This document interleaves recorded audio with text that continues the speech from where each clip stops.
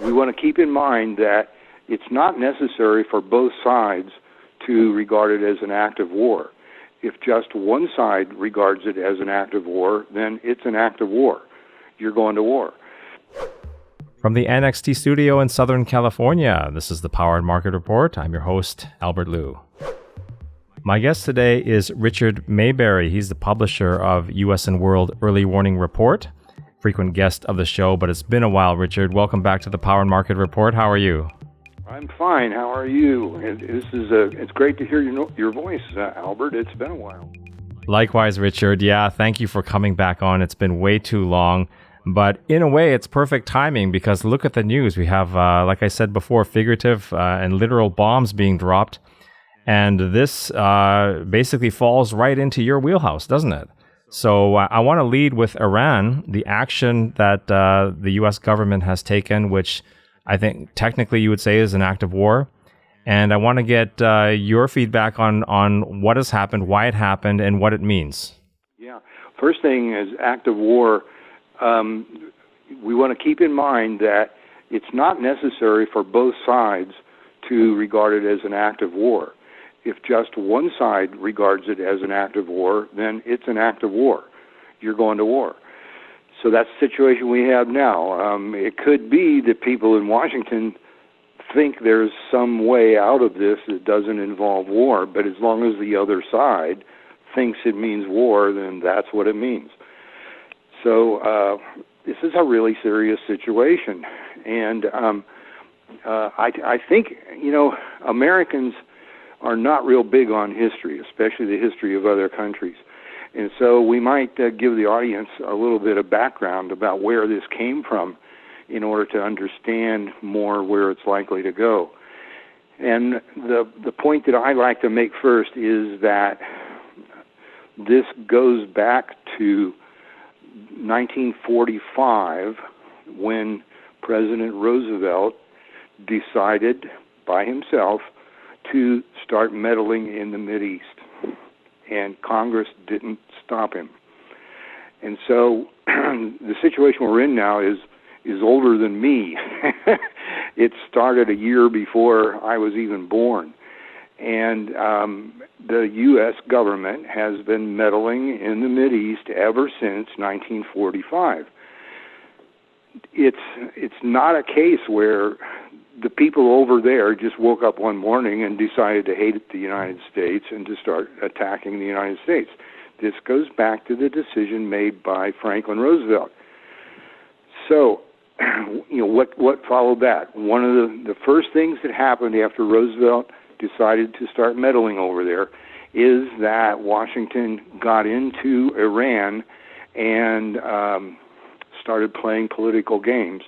And they essentially manipulated the Iranian political system until they got their guy, which was Shah Pahlavi.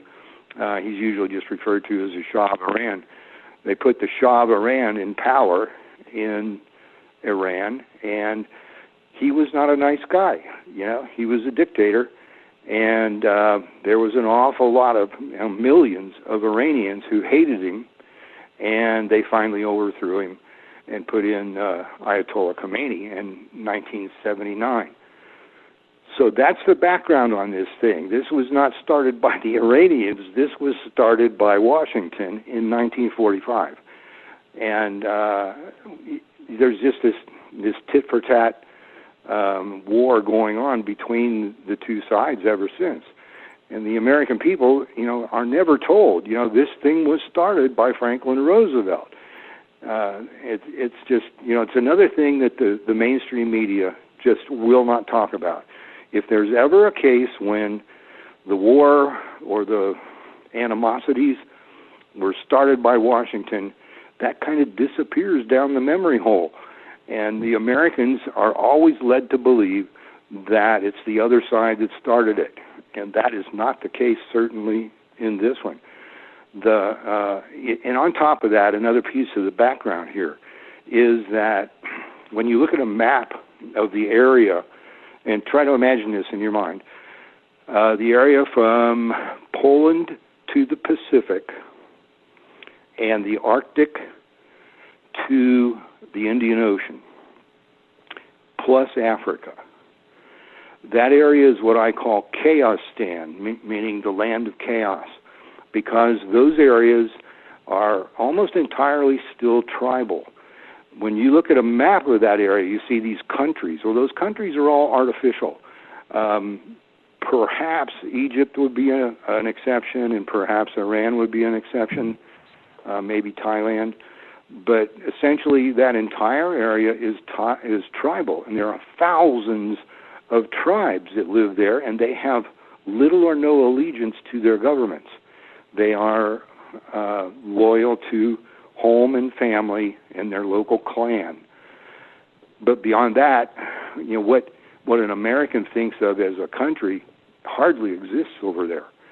It's all these tribes, and huge numbers of them have been fighting with each other for centuries. In many cases, they've been fighting with each other for thousands of years. And when Roosevelt decided to start meddling in that, he was deciding to get America involved in these hundreds of wars that go back centuries or even millennia.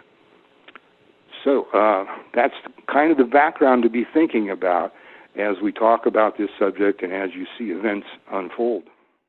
Richard, that's a very good backdrop for what we have in front of us. I want to ask you, why do you think he took this particular action at this time?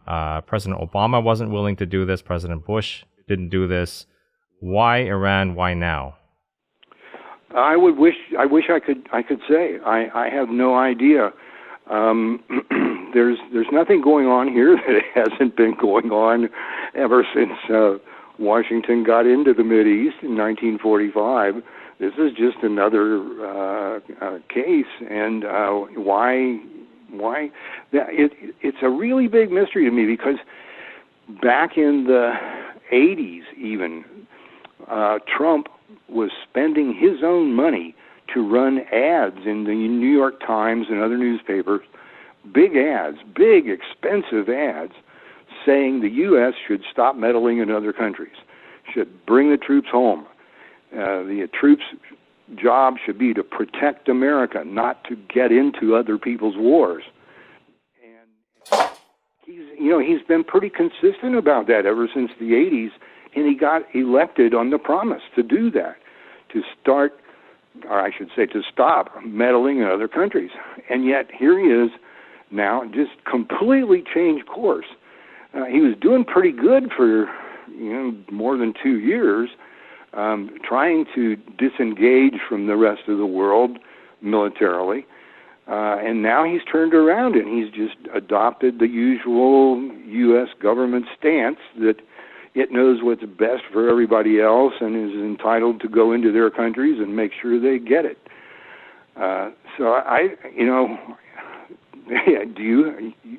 Albert, do you have any ideas on why he did it? Well, and you're absolutely right, and that's I'm not a fan of any politician, Richard, but he was at least outspokenly anti-war, which I enjoyed.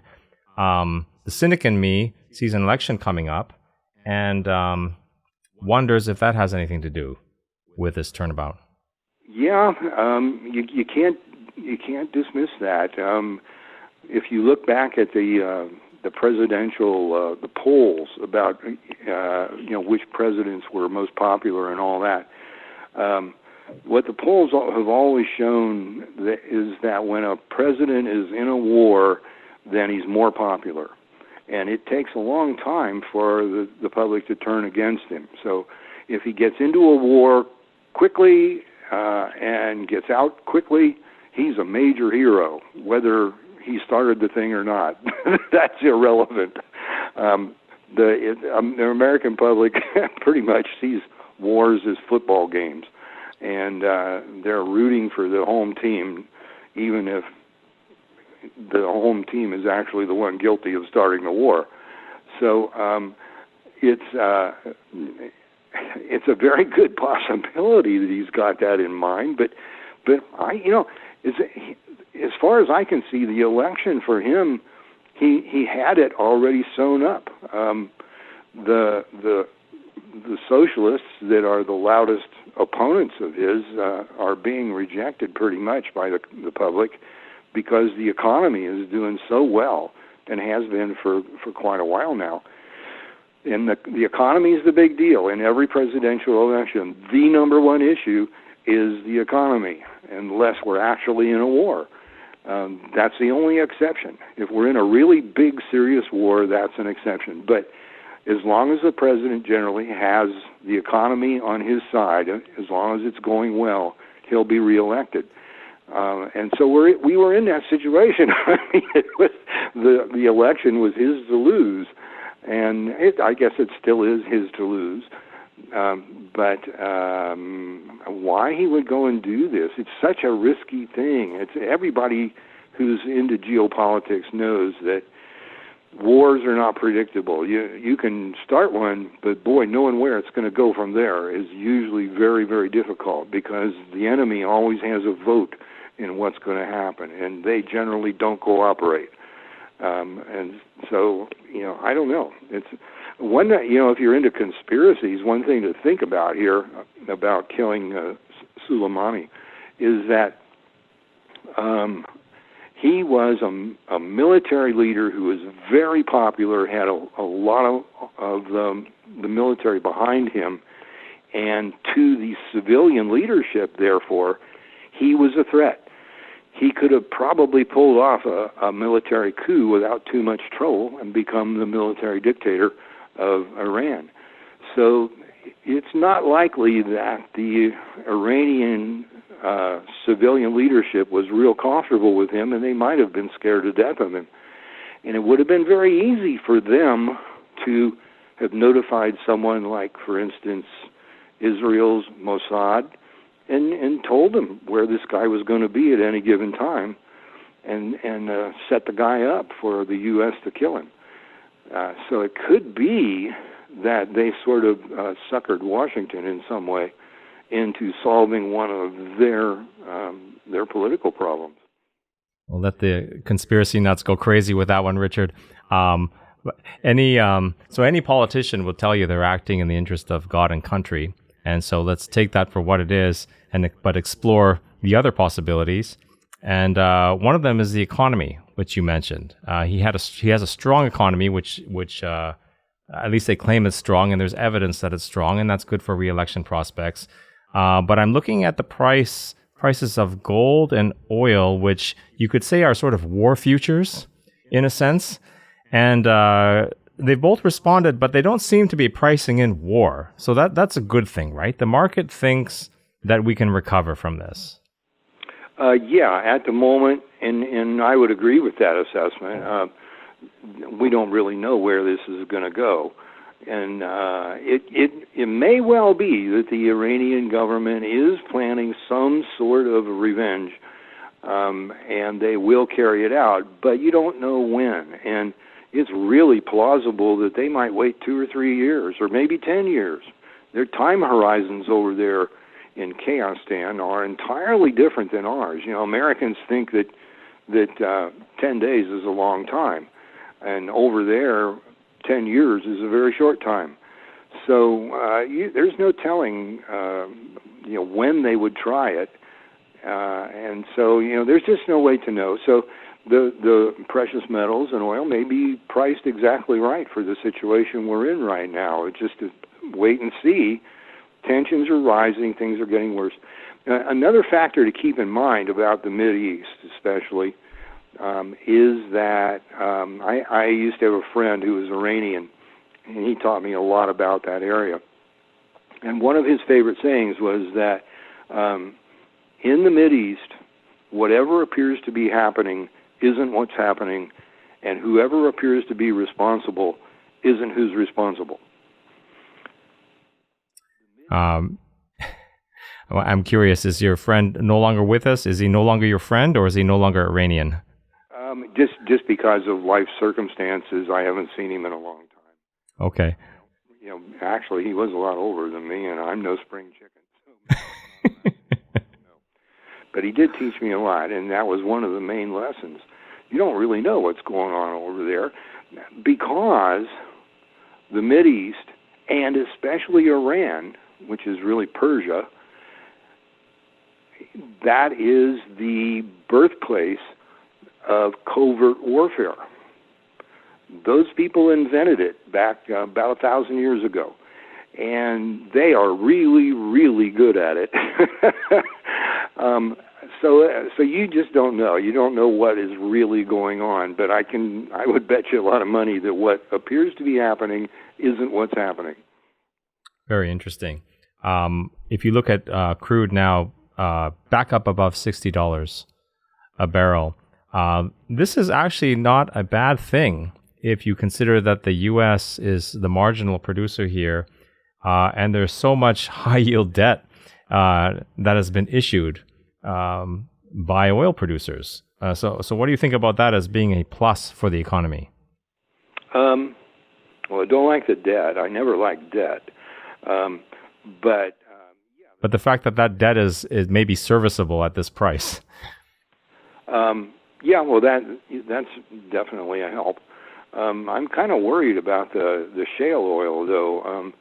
Those operations were or are very marginal still, and they're starting to look more rickety. And so the fact that the U.S. oil production is what's dominant in the world at this moment, I don't think, that may not last. It could be that these shale operations are going to start shutting down, and suddenly the U.S. won't be producing so much, and the price of oil will really go wild. I mean, they must be significantly less rickety at $62 than $52, though. Yeah. They're healthier than they were, but I don't think that they're all that healthy yet. Rising oil prices or energy costs are going to affect official inflation numbers. What do you think this means for the greater landscape in terms of Fed policy? Do you think this affects anything going forward in 2020? Well, of course it could, but that's a waffle response. I think with the Fed is, this is really difficult to explain very quickly, but the Federal Reserve essentially doesn't know what it's doing. Those people have an economic model that they were all taught in college. It's called Keynesianism, and Keynesianism is a kind of a softer version of socialism, and it is based on the same thing as socialism is, which is there are experts who know how the economy should be configured, and that the government should pass laws and adjust money supply to configure the economy that way. Well, there isn't anybody who knows that or can know it. It's ridiculous. And the reason is that the economy is not a machine. The economy is human beings, millions and millions of individual human beings who have free wills and who change their minds all the time. So this idea that you've got some central planning agency like the Fed that knows how things ought to be and that should adjust the money supply and interest rates and all to make them that way, that is a total fallacy. It just assumes that human beings are machines, and they're not. You can't fine-tune a human being, and if you can't fine-tune one, you can't fine-tune 300 million of them. It's just not possible. So the Fed is always in this situation where they're trying to look like they know what they're doing, but they don't. And what they're going to do, starting from that situation, you just never know. And this drop in interest rates last year was a really good example of that. They were raising rates for a few years, and things were looking better and better because, among other things, if you're older and you're living on a fixed income, it was a really big relief to see interest rates rising. And millions and millions of older people were helped by those rising rates. And bang, the Federal Reserve comes along and just changes completely, makes a 180-degree turn, and we go back down to near zero interest rates again. Well, why would they do that if they're so brilliant and they know how the economy should look and they know what needs to be done? Why would they make a 180-degree turn? Is because they guessed wrong about something. We don't know what it was, but obviously they changed their minds about something. And that's the most horrible thing about a government-controlled economy, is just you have a handful of people who make decisions for the other 320 million of us, and they don't know any of us. They know their families and their friends. You know, they might know, each of them might know 100 people, but that's all they know. They don't know the rest of us, and they make these decisions that affect all of us. It's a horrible, cruel thing that the Federal Reserve should exist. And I, you know, as you can tell by my voice, I'm not a fan of the Federal Reserve. And I'm not going to be until they can show me how they know what's good for everybody.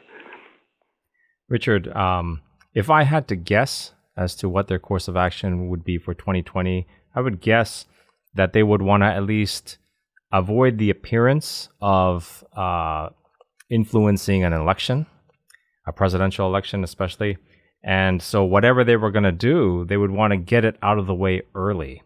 So if I was going to guess, I would guess that they would do something early in the year, and then that would be in an easing direction, meaning looser policy in some form, maybe not interest rates, maybe a standing repo facility or some other fancy policy to get that easing in early to avoid the appearance of trying to influence an election. What do you think?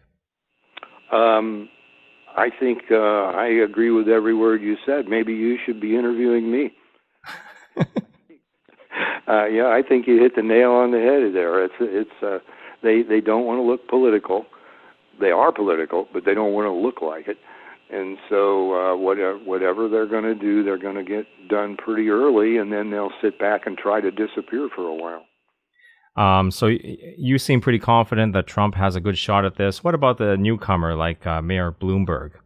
What do you think the point of his running is, and how he could possibly change the landscape? I don't like him, but that's not to say he isn't going to win.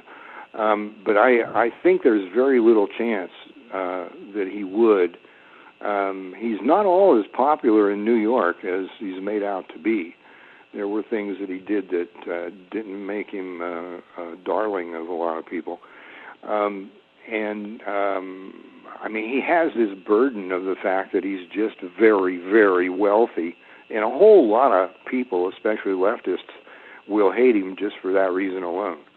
In college and high school, most of us are taught is that, you know, the way rich people get rich is by making other people poor. And you come out of high school or college, in most cases, believing that, and that the rich are the enemy of the poor. All this is nonsense. It's all just socialist propaganda. But that's what everybody pretty much gets in high school and college. So I can't see him overcoming being so wealthy, although Trump managed to do it. But Trump was aiming at a different demographic. He was aiming at the people who are just scared to death of the federal government and want somebody to knock it down. Bloomberg is aiming more toward the liberals who enjoy large, Leviathan government, and they see government as the solution to all problems. So, he might pull it off somehow, but I wouldn't bet on it right now. Okay, let's shift gears, Richard, to the Trump impeachment. What's the point of this now as far as the Democrats are concerned, and how do you think that this is going to end? I think the Democrats shot themselves in the foot with this thing. They thought they were going to dig up some really horrible, nasty thing, and they were going to get rid of him. but they made a really big mistake. They let it look like what it was, which was politics. The Democrats should have made it look like a matter of law, not politics, law. And you could see this happen when Pelosi on January 3rd announced that the impeachment had happened. The Democrats applauded. The Democrats in Congress applauded, and she tried to quiet them down. And well, she did quiet them down. But what she was trying to do is keep it from looking like politics. She was trying to give it the somber look of law and to show that this was a legal proceeding. And here, the people that are trying the guy are applauding.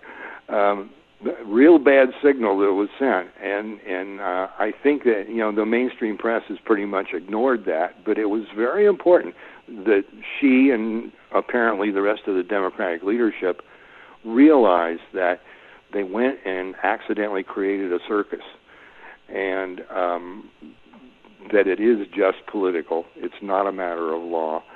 And they're going to have a really hard time living with what the history books say about that, because it's pretty obvious that they're just conducting the circus as a way of getting rid of the president for political reasons.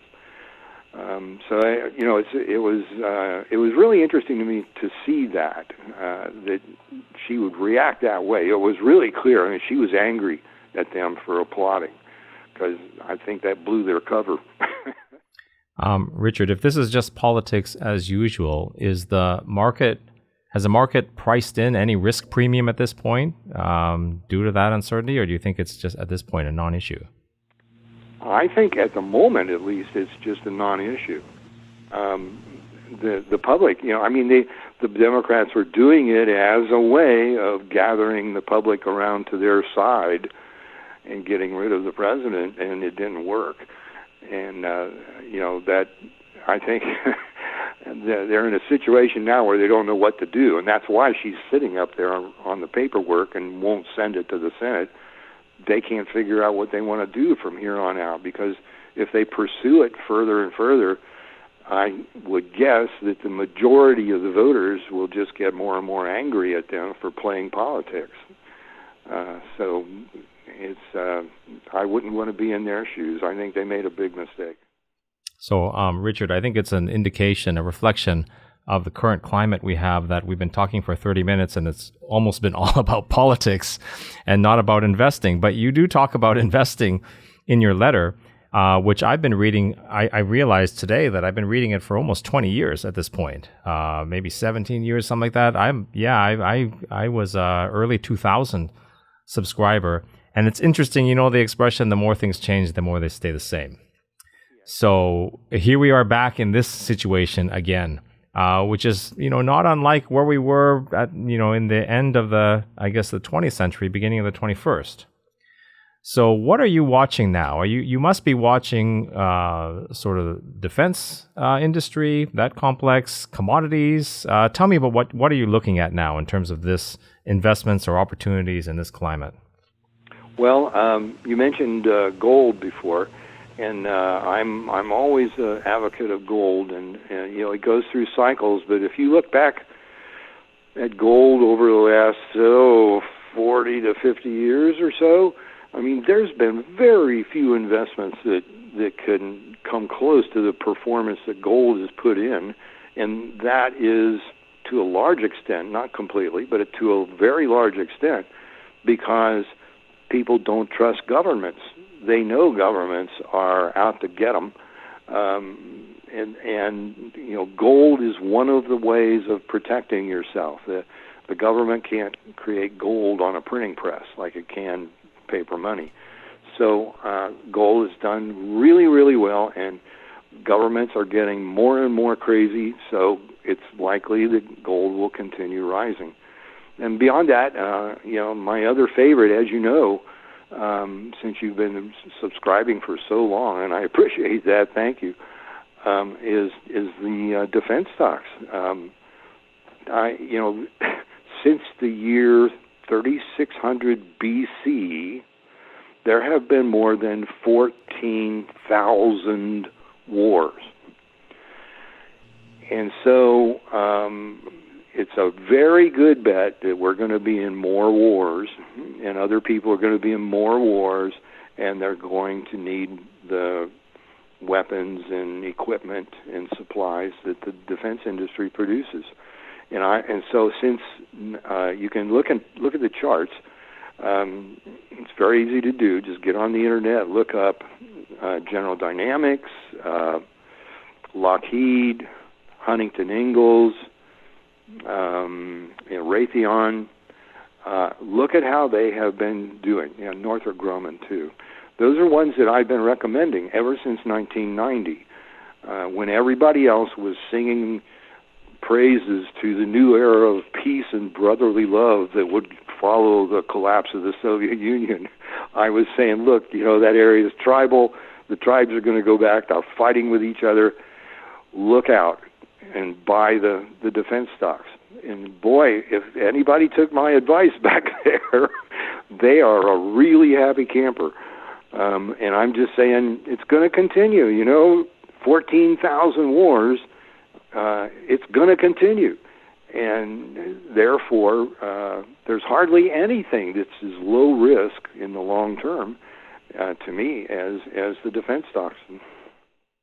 I know a company that you followed at one point was Boeing. And so I want to get your opinion on what you think about the recent troubles they've had and the ousting of the CEO.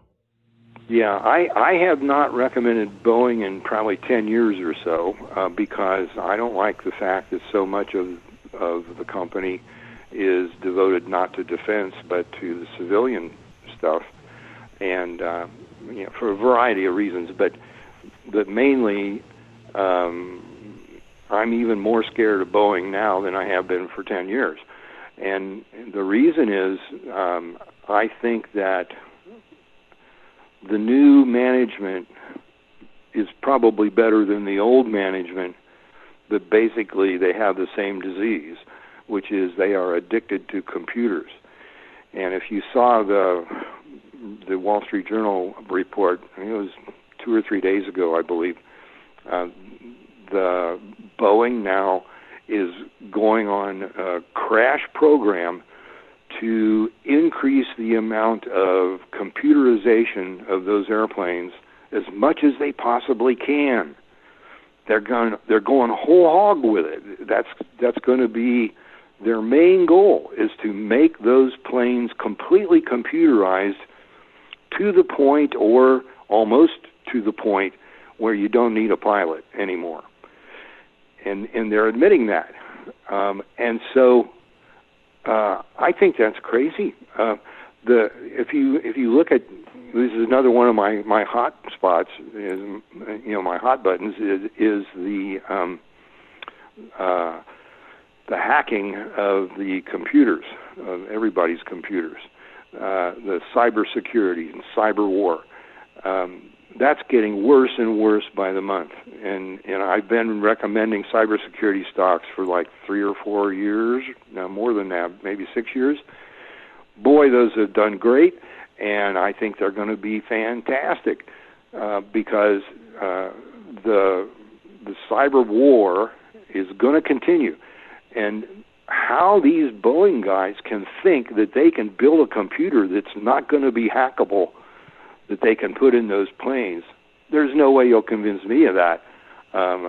It would scare the heck out of me to get on a plane nowadays and know that those hackers are out there trying to break into the thing.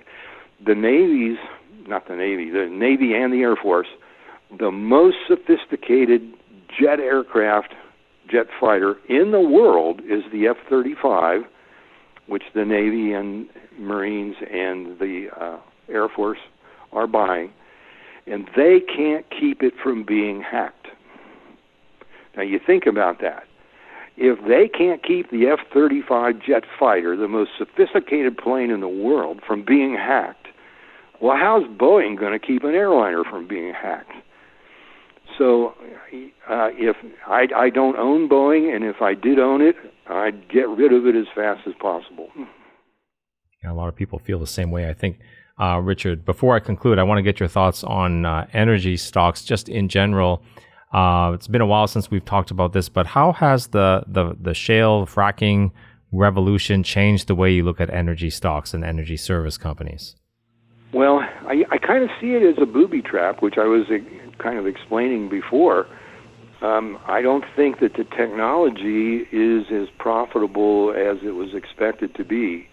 And so the shale producers aren't as healthy as they were expected to be. And it wouldn't be a surprise to me if a lot of them started going under and we actually wind up with something of an oil shortage because of the shale industry. If you can buy into a oil company that does not have a shale exposure, that company might do really well if we do get into a crisis.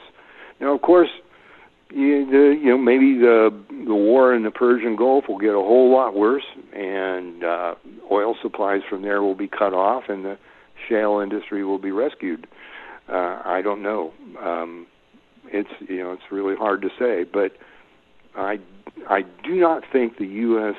oil industry as a whole is as healthy as it appears at the moment because of the weakness in those companies. So, Richard, bullish on Saudi Aramco then? No, not Saudi Aramco. They're hooked in with the Saudi government, and I don't believe anything the Saudi government says. The idea that they're being truthful about the reserves that they have, I think that's laughable. If you go back to, I think it's around 1990, and you look at the reported oil supplies of the Persian Gulf producers, what you will find is that I forget, there was some kind of political thing going on then, and so they were rejiggering their numbers, and those producers just suddenly started finding huge amounts of oil, and in some cases their oil reserves doubled, like in 1 year. You can go back to like a World Almanac and get those numbers and see that. And nobody ever accused them of lying, that I know of. But they had to be. They couldn't possibly have found that much oil that fast. So all those Persian Gulf oil producers, I think they're all a bunch of liars. I don't trust anything that any of them say. Okay, Richard, parting shot before I let you go. What do you think 2020 is going to be like? You seem to be in the corner of a Trump re-election. What about U.S. stock markets? Do you think we're going to end the year higher than we started? Yeah, that would be my guess. Again, the federal government has its nose in every country in the world. It meddles in the politics of every country in the world. I've done the research on it, and I've found that out. There's no country that's an exception. So the people who are helped by that meddling just love Washington. But there are millions and millions, probably billions, that are hurt by that meddling, and they're going to get revenge. So there's always this danger out there lurking just over the horizon. Who's going to get revenge next, and what are they going to do? So as long as the U.S. government is meddling in every other country, I think that the future for America is exceedingly uncertain in practically every area. You just don't know. However, that said, it's not to say anybody's going to do anything big this year.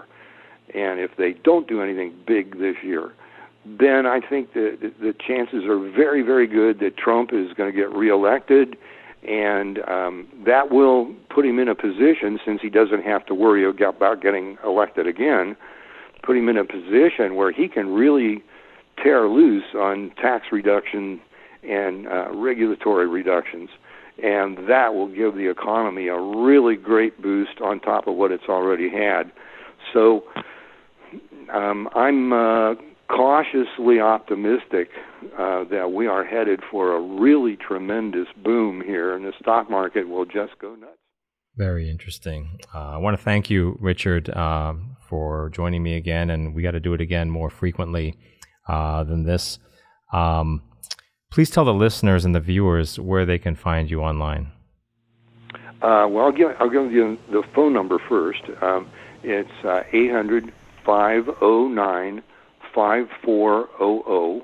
Again, that's 800-509-5400. And then our website is richardmaybury.com. All right, richardmaybury.com.